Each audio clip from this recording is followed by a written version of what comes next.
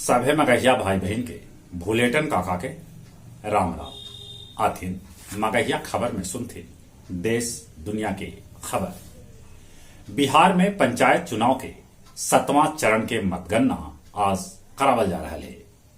शराब बंदी कानून के सख्त बनावे लेल चौकीदार से लेके डीजीपी तक के जवाबदेह बनावल गए है।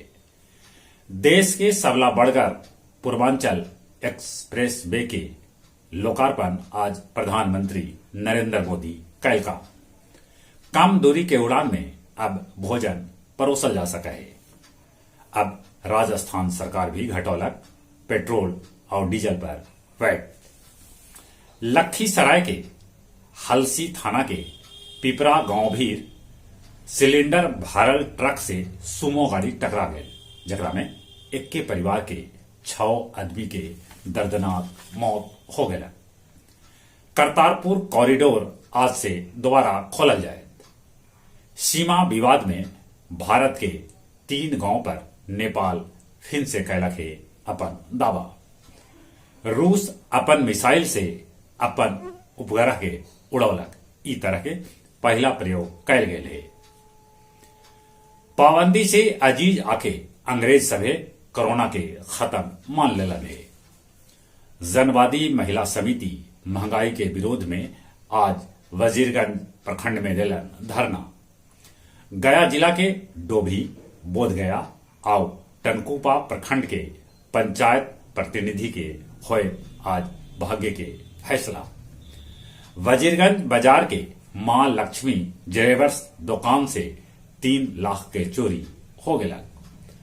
कार्तिक पुनिया के अवसर पर फल्गु महाआरती के आयोजन 18 और 19 के करल जाए।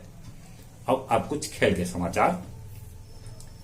पाकिस्तान के भेटाइल चैंपियन ट्रॉफी 2025 के मेजबानी हैरिकेन इंग्लैंड के दिलौलत फीफा विश्व कप के टिकट।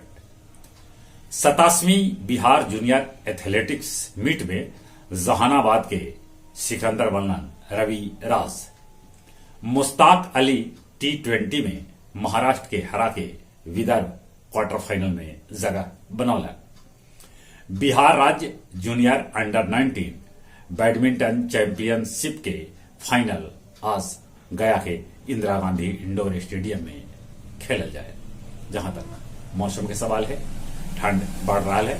ठंड से बचते, कोरोना से बचे लेल मुंह और नाक पर मास्क लगाते, सोशल डिस्टेंस के पालन करते और जौन उम्र 18 बच्चा है तब कोरोना के वैक्सीन जरूर लेते। चलित एक बार फिर से अपने सभी के भूलेटन काका के राम राम।